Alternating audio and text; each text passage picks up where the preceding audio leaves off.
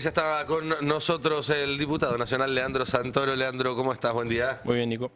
Bueno, hay un montón de cosas para hablar, pero venimos hablando todo el programa del discurso de Axel, así que arranco por ahí y después seguimos camino. No sé si pudiste escucharlo, leer, aunque sea Sí, algunas cosas leí, claro. las cuestiones más importantes. Y lo que para mí es más destacable, que es esta cuestión de proponer una lista de puntos en contraposición al pacto que propone Milei, digamos, salir del lugar de decir que no, para decir no, pero además vayamos por este otro lado. Que es un poco, ¿no? El ejercicio que está tratando de hacer la oposición en estos meses, a veces con más éxito que en otros momentos. Bueno, a ver, ¿cómo se construye un acuerdo político?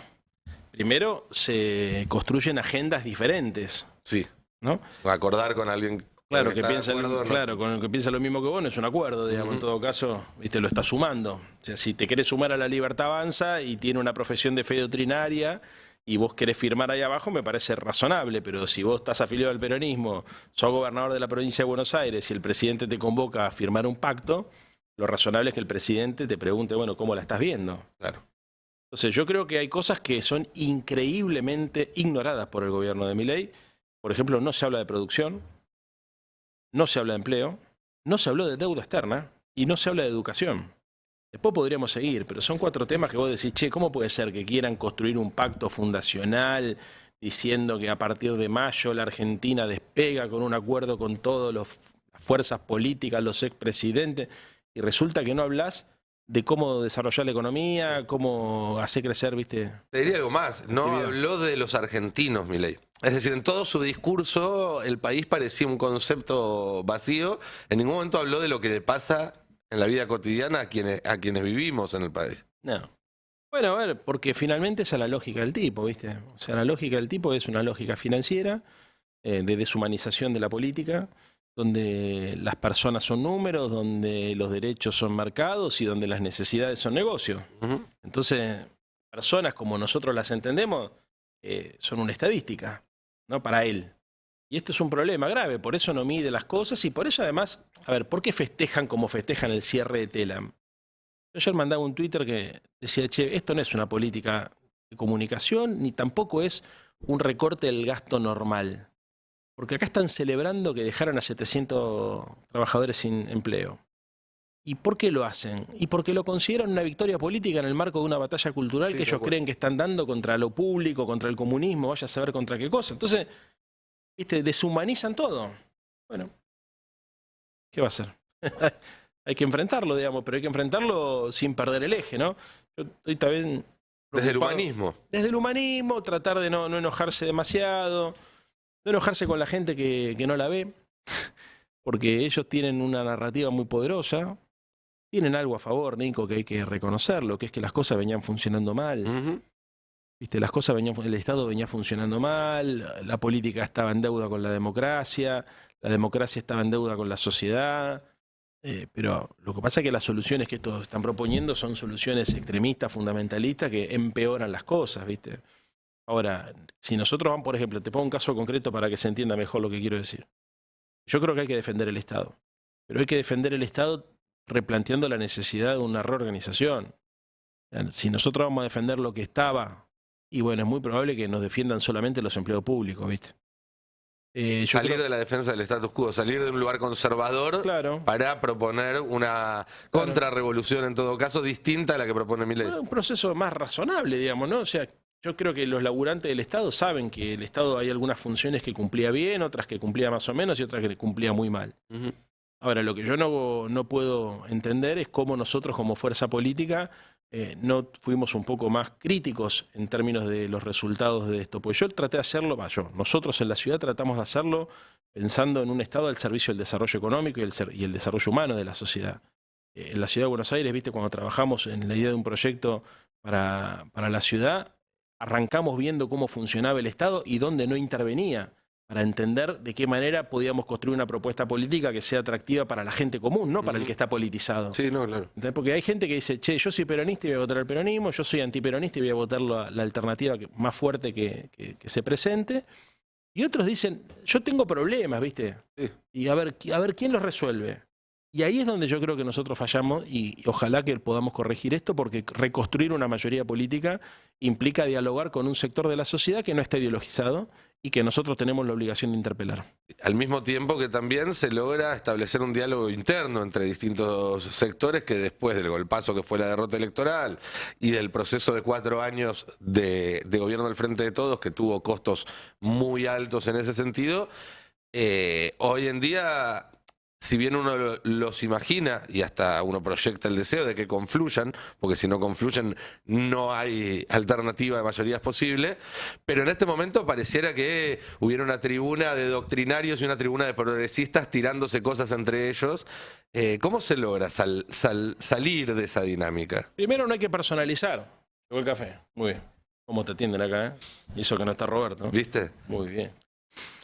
Primero no personalizando y no calentándose al pedo, ¿viste? Yo creo que también hay una lógica de la sobreactuación del conflicto, ¿viste? En la política argentina, que lleva a que mucha gente se excite más de lo que se tiene que excitar.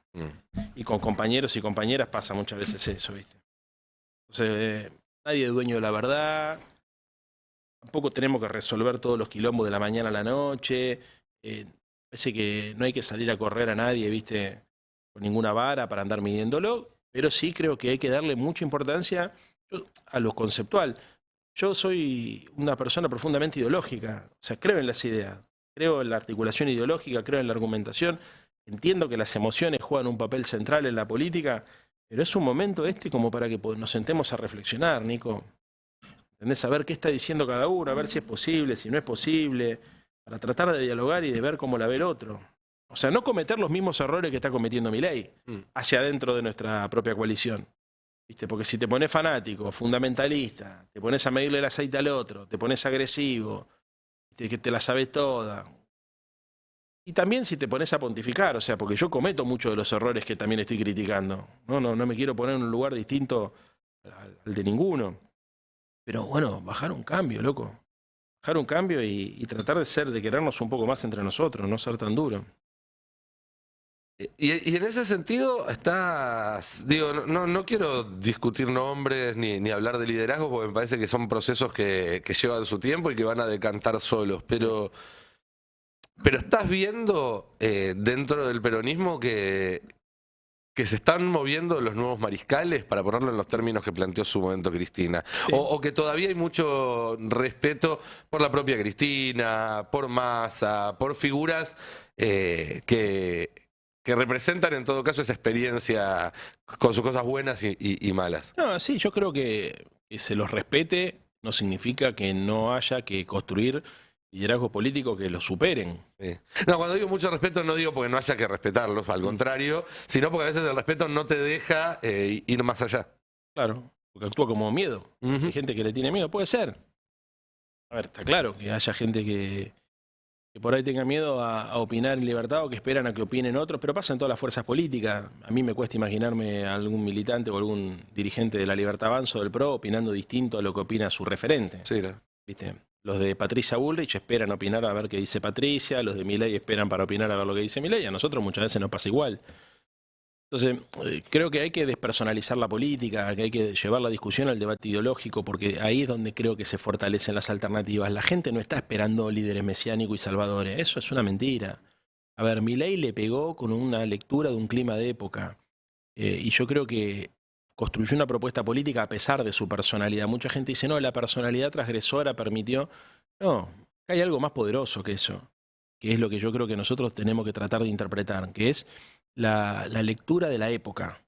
O sea, yo creo que ellos vieron con mucha inteligencia que el Estado estaba en deuda, que la gente estaba muy caliente con lo que el Estado representaba, y ahí lo mete el peronismo, porque es el partido más cercano al aparato del Estado por una serie de factores. Y entonces empiezan a trabajar una narrativa política que también iba en sintonía con el individualismo y el mercantilismo de la época en Occidente, y funciona. Ahora, yo también creo que esto se agota, Nico. O sea, a ver, creo que hay que repensar el Estado para defender un Estado que sea eficiente y que cumpla una función social. Creo que es imprescindible poner al mercado en el lugar que corresponde. El mercado es necesario para asignar bienes y servicios, pero no puede ser el único sistema que ordene las relaciones humanas, ¿viste? Porque el mercado tiene la lógica de la rentabilidad. Y nosotros necesitamos la lógica de la responsabilidad y eso lo cumple el Estado. Entonces es tratar de entender que el Estado y el mercado tienen que convivir y no ponernos en los fanatismos absurdos, ¿viste? De defender cosas que no conocemos. Yo muchas veces he visto debates internos donde terminamos poniendo, a ver, cristinistas que se ponen a hacer interpretaciones de Cristina que la misma Cristina desmiente, cuando tanto ella como Néstor, por ejemplo, ha hablado sobre la necesidad de un proyecto nacional, de un capitalismo nacional, de un país que, digamos, en definitiva, que asume los postulados del capitalismo para poder producir bienes y servicios, pero que al mismo tiempo, obviamente, ¿no? Tiene una dimensión social, una concepción del bienestar, ¿viste? Multilateral en términos internacionales, está proponiendo una mirada que me parece que es mucho más abierta y mucho más rica, que hubiese sido más efectiva para poder tratar de incluir sectores que tienen una sensibilidad parecida a la nuestra, pero por ahí una cultura política diferente. Y lo último, no quiero hacer larga la respuesta, pero déjame decir esto porque se entienda, no estoy diciendo lo que me pasa a mí. O sea, yo tengo una concepción política clara acerca del Estado, del peronismo, del radicalismo, de las fuerzas de la sociedad. Lo que estoy tratando de ver es cómo logramos interpelar gente que me parece que innecesariamente se nos fue. ¿Viste? Gente que... ¿Por ejemplo? Y más allá de los dirigentes, hay mucho... Nosotros perdimos votos peronistas en Matadero que fueron a la Libertad Avanza, viejo. Matadero. Barrio peronista si los hay. ¿Viste? Ahí pasó algo. Los laburantes de plataforma. No son todos conchetos los que votan ni al PRO ni a la Libertad Avanza. También hay laburantes, ¿viste? Pibe que pedalean en una bicicleta y que tienen una lectura, ¿viste? Tienen inclusive una lectura nuestra muy equivocada. A mí que un pibe que maneja un Uber o un pibe o una piba que están pedaleando con una caja atrás de la espalda, tengan una lectura tan negativa de lo que nosotros hacemos o decimos, me duele. Y yo entiendo que me caen las redes sociales. Pero eso es porque lo que desde el peronismo digo peronismo para reducirlo a una palabra, aunque vos venís de otra tradición política y el movimiento es más amplio. Es porque lo que se hizo y se dijo desde el peronismo hacia esas personas en el último tiempo no fue bueno. O porque no se dijo nada. O porque no se dijo nada. Bueno, pero yo la vez pasada lo hablaba con los compañeros de la CGT. Le digo, mira, loco, ustedes en los 90 la pegaron con algo, que es que identificaron al trabajador desocupado como sujeto. No, el desocupado no se sabía qué carajo era, ¿viste? Era un trabajador, no era un desclasado. Entonces la CGT, con mucha inteligencia, no la CGT, la CTA, con mucha inteligencia dijo, es un trabajador desocupado. Sí. Y entonces tiene que tener un nivel de representación, tiene que... Bueno, y tuvo un discurso. Ahora, el trabajador de plataforma, en el 2024, no tiene, desde las estructuras tradicionales de defensa del empleo, un discurso que le permita construir un puente y un vínculo. Yo me iría antes incluso. Si el fenómeno, si el sujeto en los 90 fue el trabajador desocupado y apareció la CTA para representarlo, creo que ahí el hueco es que el fenómeno, a partir del 2000 y pico, digamos, después de la recuperación y la creación de millones de puestos de trabajo con el kirchnerismo, fue el que volvió al mercado de trabajo, pero informal.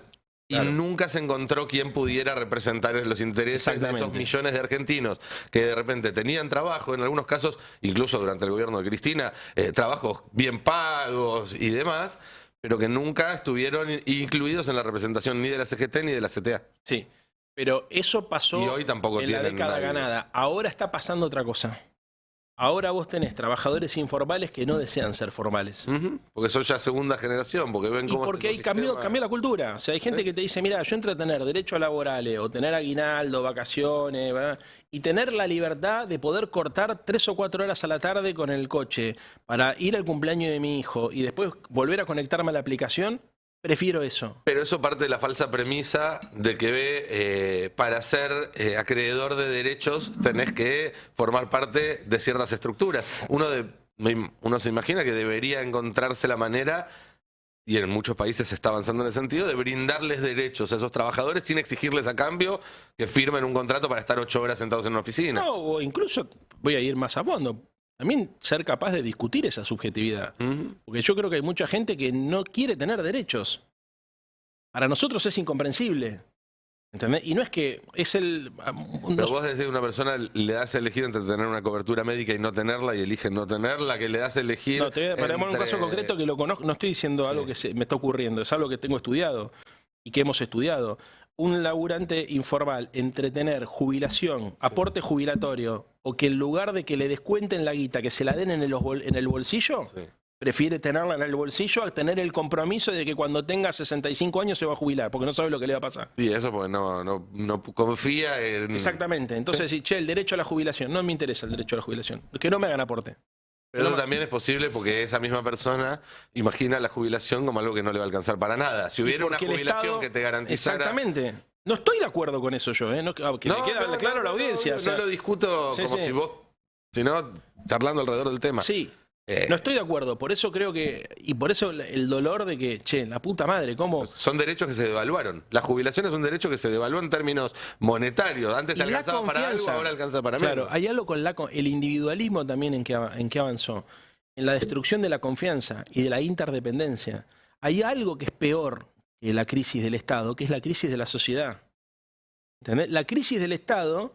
es la crisis no solamente hacia adentro del aparato del Estado, sino entre el Estado y la sociedad. Pero después tenés la crisis de la misma sociedad, que son las personas, los individuos, que no se imaginan en el marco de una comunidad compartiendo una serie de experiencias vitales con otras personas, que se imaginan solos. Sí, el individualismo... Claro, entonces ese individualismo, yo lo que estoy diciendo acá hay que tener una lectura de lo que está pasando. No para compartirla ni para acompañarla, porque muchas veces uno tiene que tener una lectura...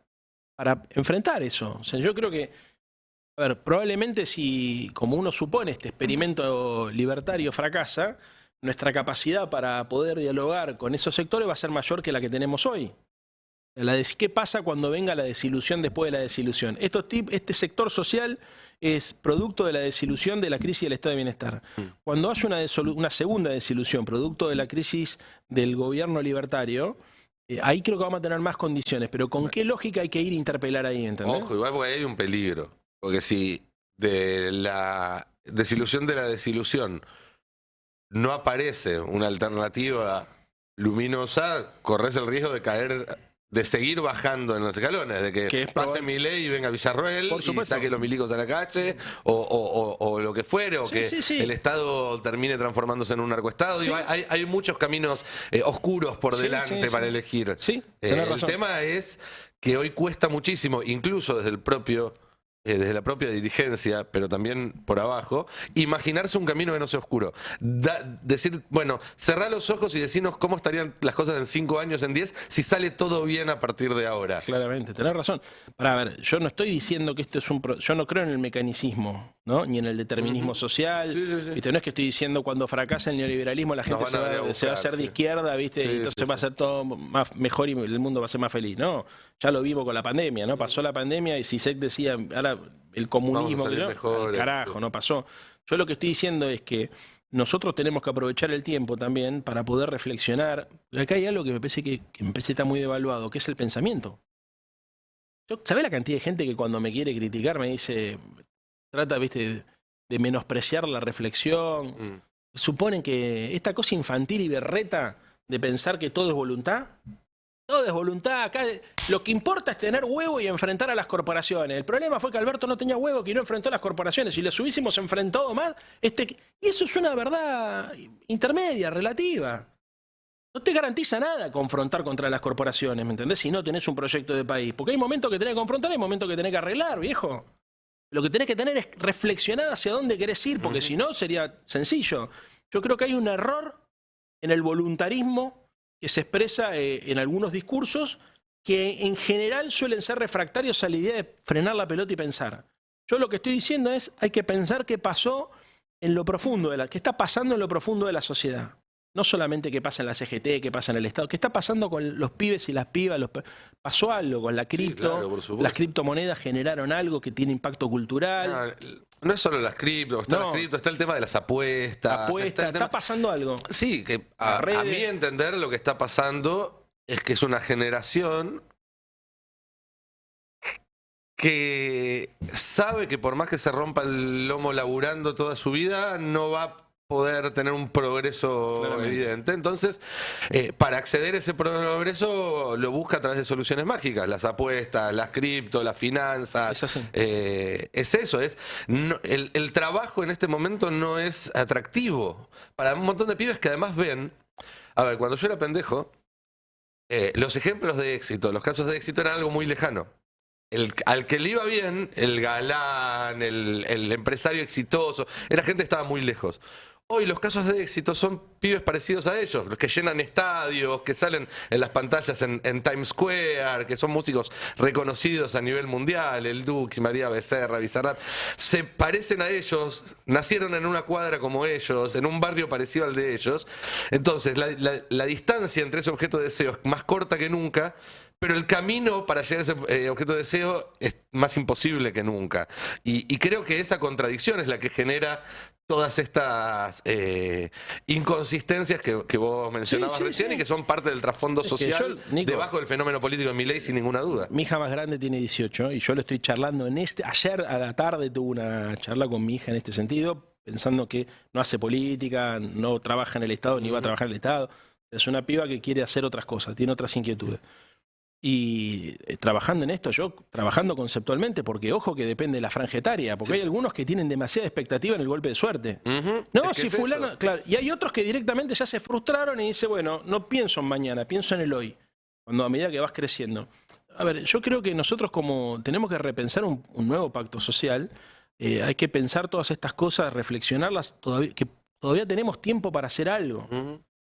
¿Me entendés? O sea, yo creo que, por ejemplo, la vez pasada hablaba con unas compañeras en un centro cultural donde se daba la discusión así de estas que te digo que para mí hay exceso de voluntarismo. Y decía, miren, no me voy a poner en cheto, pero a ver, si no hablamos de inteligencia artificial, si no hablamos de tecnología, ¿viste? Si no hablamos de cómo carajo logramos generar, porque cómo se resuelve la pobreza, generando, en definitiva, inversiones.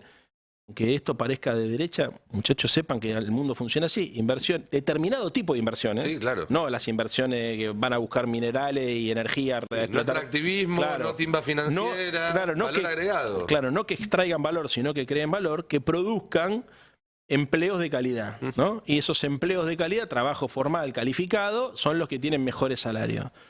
Eso y después la economía del conocimiento, que también funciona como más libre.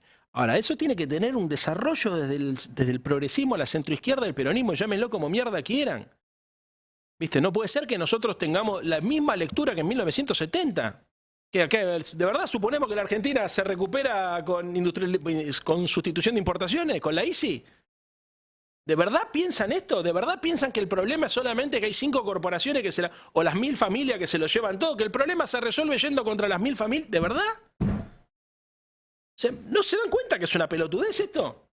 ¿Que ese planteo es infantil?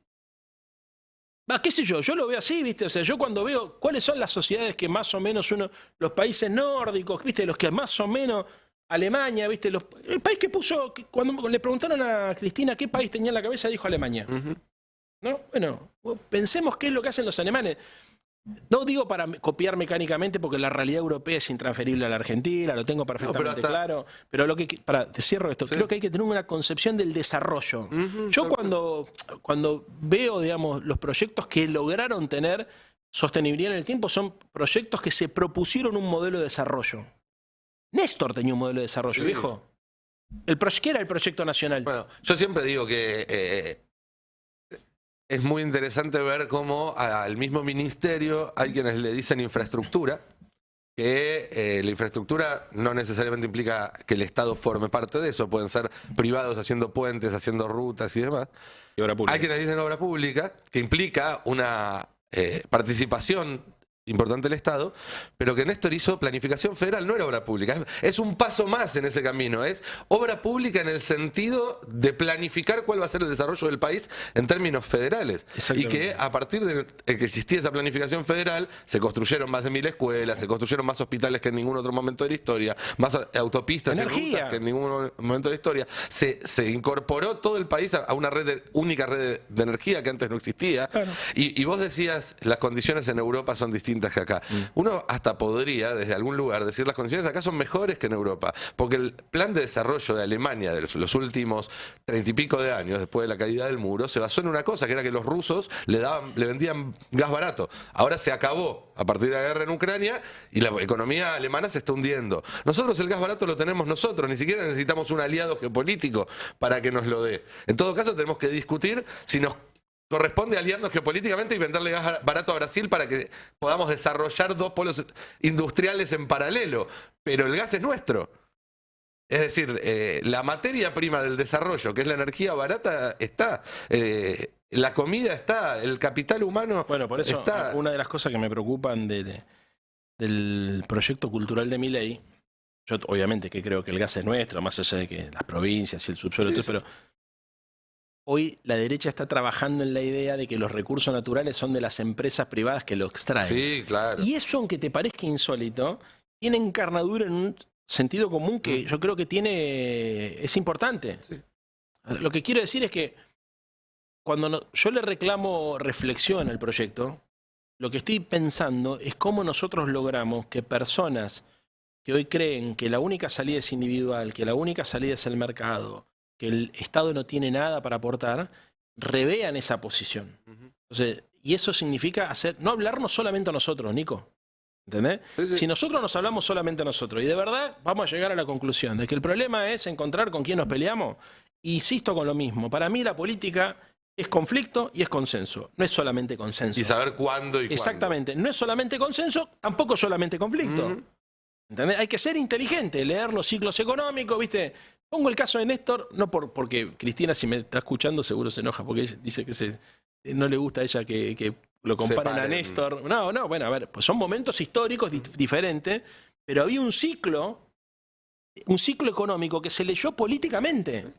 Entonces, yo lo que estoy diciendo es que leer políticamente el ciclo económico. Nosotros no puede ser que para cualquier punto del ciclo económico tengamos las mismas posiciones pero ideológicas. que es algo que Cristina hacía.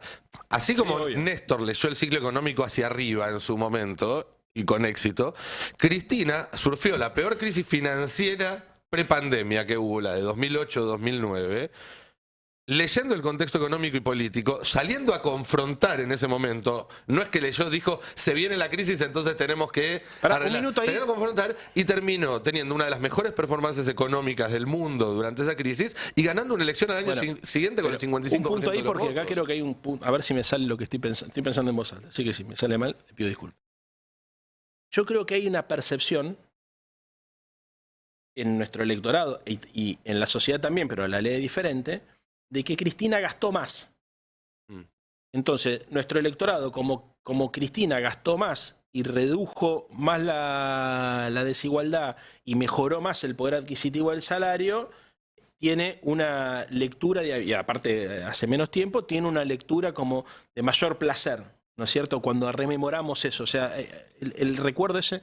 Néstor tuvo una lectura más prudente porque el ciclo económico también era distinto y entonces la lógica para poder administrar además se venía de un lugar, de un país muy distinto. Néstor heredó el país de la crisis, Cristina el país de Néstor. Exactamente. Entonces yo lo que digo es, no es solamente gastando como uno se mejora las condiciones de vida de la gente, ¿me entendés? Acá hay que pensar cómo agrandamos, recién lo hablaba con Adri, con un amigo mío, cómo agrandamos la torta. Sí, no cómo la repartimos. Claro, o sea, las dos cosas, sí, digo. Sí, claro. O sea, cómo se reparte y cómo se agranda. Pero si nosotros dejamos que sea la derecha la única que diga hay que traer inversiones, hay que abrir nuevos mercados, hay que capacitar a la gente para que tenga empleos de calidad, y se quedan, por eso yo estoy tan enojado con el tratamiento que le dimos a la meritocracia. Un error estratégico, porque le regalamos a la derecha no la idea de la meritocracia, la idea del esfuerzo personal. Entonces, viste, construyeron desde ese error estratégico, no táctico, que tuvimos frente al debate de la meritocracia, que le entramos mal, entiendo qué quisimos decir, pero lo dijimos mal, le permitimos que la derecha diga, hay dos países, uno productivo y uno subsidiado. ¿Quiénes son los peronistas? Los del país subsidiado. ¿Quiénes son el mundo libre? Los del país productivo. ¿Entendés? Sí. ¿Por qué? Porque en lugar de tratar de mostrar cómo el mérito y la acción pública o política del Estado virtuosamente interactuaban para generar aumento del Producto Bruto, mejora el salario, bla, bla, bla. Lo único que hicimos fue decir, las cosas pasan porque el Estado está presente.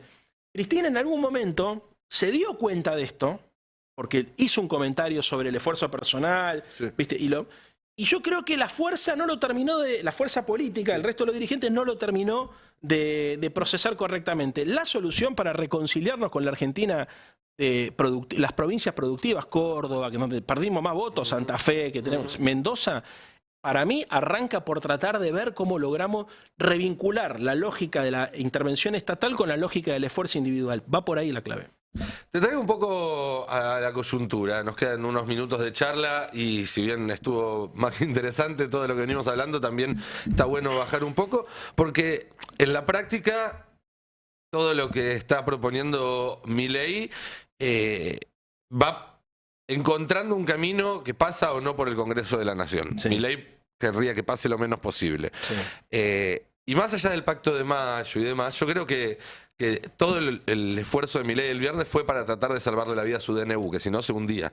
Estábamos hablando de que mañana lo discutía el Senado y estaba bastante tibio todo en diputados como para que florezca ahí otro rechazo. ¿Cómo está la situación en la Cámara de Diputados? En el Senado yo entiendo que más allá de que esto pueda haber postergado un poco ese debate, cuando se debata va a terminar siendo rechazado. Por lo menos es la información que manejo a esta hora. En diputados la incógnita es bastante más grande. ¿Vos cómo lo estás viendo la posibilidad de que la Cámara de Diputados rechace el DNU? Hay que ver cómo gestiona el gobierno la relación con los gobernadores. Que hayan dicho que quieren un pacto con los gobernadores no significa que sepan cómo hacerlo. Sí, sí, ¿Por qué? eso. Porque estamos discutiendo de guita. ¿De qué estamos discutiendo? Sí. Cuando ellos dicen, bueno, nosotros le resolvemos Alivio fiscal. alivio es el- fiscal, claro, los problemas de la provincia con alivio fiscal, ¿qué le están diciendo? Te voto ahora ganancias. Ujú. Habilitamos que te votes ganancias y vos... O sea, están haciendo lo que muchos creíamos que habían hecho en reserva antes y no hicieron y por eso fracasó la ley. Pero lo están haciendo a la luz del día, es bastante torpe. Absolutamente. Además, tampoco tengo claro si lo están haciendo bien. Ujú. Supongo que sí. Yo comentaba el otro día que cuando lo veía a Milei proponiendo una negociación, veía a alguien que estaba haciendo la mímica de algo que en realidad no entendía, porque él no claro. interioriza. No, no. Hacía el paralelismo cuando se tratás de arreglar un aparato siguiendo un tutorial de YouTube. Claro. A lo mejor te sale, a lo mejor no te sale, pero no entendés cómo funciona el aparato. Haces una mímica, reproducís un guión que escribió otro. Claro, lo que pasa es que tiene una ventaja en esto, es así. A ver, el acuerdo tiene 2 puntos. El acuerdo con las provincias, que es un acuerdo fiscal, y después un acuerdo más de orden político macroeconómico, que es el de los 10 puntos de las tablas de la ley. Ese que- AFJP, Sí, etcétera. bueno, viste que... Bueno, muy bien. Para el primero, depende cómo tengan hechas las cuentas y depende, viste, la capacidad de recaudar. Yo no sé cómo está la recaudación, ¿eh? Ujú. O sea, a ver, si son finos en el análisis, porque se está cayendo la recaudación y eso también va a tener un impacto en ganancias, Sí, en claro. muchos de los impuestos coparticipables, ¿viste? Entonces, ojo. Y además el tema del impuesto país, si piensan o no piensan dolarizar, la clave de si sale o no sale, porque vos me estás preguntando, a ver, para explicarle a la gente, vos me estás preguntando qué va a pasar en el Congreso. En el Congreso nosotros tenemos piti flauta, 105 diputados, Sí. que sabemos que podemos contar, 100, 105, y después para juntar lo que te falta tienes que ver qué hacen los gobernadores. Sí, el radicalismo, lo que de Por eso. Pichetto. Que también están fracturados, Sí. porque votaron todos separados. Sí. Entonces, ¿qué hacen los gobernadores? ¿Los gobernadores quieren arreglar con el gobierno? No, pero quieren la guita. Entonces, tal vez aunque no quieran, van a arreglar igual con el gobierno porque van a tener un quilombo fenomenal con los docentes, con los médicos, con la policía. Entonces, tipos que aunque no quieran acordar con el gobierno, están obligados a acordar. Ahora, el gobierno quiere acordar con ellos. La pregunta es, ¿saben cómo acordar? Porque tal vez mañana acuerdan solamente la restitución de ganancia y dentro de 3 meses, porque acá la recaudación, la provincia vuelven a tener quilombo. Sí, claro. Entonces, hay que calibrar un montón de cosas que yo no sé si lo hacen. Supongo que sí. A ver, yo, Caputo, me parece que... Perdón, no Caputo, sino... sí, Nicky ¿Caputo? No, No, Nicky, sino... Toto, el Toto de Caputo. economía. El Caputo de economía. A ver, no coincido en nada ideológicamente, pero tonto me parece que no es. Supongo que si se involucra en la negociación, digamos, y no dependen todos de los cambios de humor del presidente, el acuerdo lo van a lograr sacar. Los gobernadores tampoco. Ahora, existe la posibilidad, Nico, que ellos avancen con declaraciones consignistas, Y que, viste, acuerden una cosa hoy, dentro de 2 meses no la puedan bancar. Sí, sí, yo de hecho charlando con bastantes personas decía, yo tengo mis serias dudas de que el 25 de mayo de 2024 estemos hablando del Pacto de Mayo. A lo Claro. mejor se diluyó en el camino y terminamos hablando de cualquier otra cosa. Puede pasar. A ver, hasta ahora, ¿para qué le sirve el Pacto de Mayo? Para alinear al PRO. A Juntos por el Cambio. Sí. O sea, viste, es el pacto de ellos mismos. O sea, lo venden como un pacto nacional, pero es un pacto de ellos Sí, mismos. Macri que de alguna manera propició el conflicto con los gobernadores del PRO para después venderse como broker Bueno. de esa paz. Ahora, después, ¿cuál es el problema, para uno de los problemas más graves que tiene el gobierno para mí? Que no tiene gestión política. Entonces, vos podés tener una idea, pero ese día la tenés que gestionar. Por más que sea una gran idea, yo creo que encima es una mala idea la que ellos tienen, pero suponete que es una gran idea. Eso hay que gestionarlo acá. Viste, vos tenés que tomar café con un montón de gente, construir confianza con un montón de gente, todos son mañosos, todos te dicen una cosa, los gobernadores, los diputados, todos tenemos, si querés, viste, situaciones. Todo es confuso. Milei viste, genera desconfianza también, porque no sabés si te cambia la bocha de un día para el otro. Entonces, eso necesita, como diría, o sea, Perón, que decía, es un arte la conducción política. Ahora, ¿tienen un par de artistas? Y si los tienen, ¿los van a respaldar? Yo creo que la única persona que puede hablar en nombre del presidente es Karina Milei. Si ella no se pone en el lugar de la negociación, me parece que cualquier gobernador puede tener la sospecha de que lo que acordaron a la mañana puede cambiar a la tarde. Sí. Ahora, si Milei, porque también hay algo que hay que decir, el Fondo Monetario es el que le está diciendo a Milei, loco, genera condiciones de gobernabilidad porque esto se cae. Entonces, tal vez, con ese llamado de atención, con esa campana, los tipos se ordenan un poco más y dejan de autoboicotearse. A pesar de Milei. Milei a pesar de Claro, Milei. porque el tema es, ¿dónde está lo irracional? En que ellos hacen cosas que lo perjudican. Sí. Y después tratan de construir argumentos para mostrar Que en realidad era todo parte de un plan. ¿Sabe cómo se llama? Es el principio de revelación. Sí. ¿Qué es el principio de revelación? Es la excusa que pongo para disimular mi fracaso una vez que esos fracasos se materializaron. En realidad quería Era todo perder, pero te parte quería del- mostrar, me Sí, quería claro, mostrar. Está clarísimo. Leandro, muchas gracias por haber venido y por esta charla. Vamos a una brevísima tanda y ya volvemos.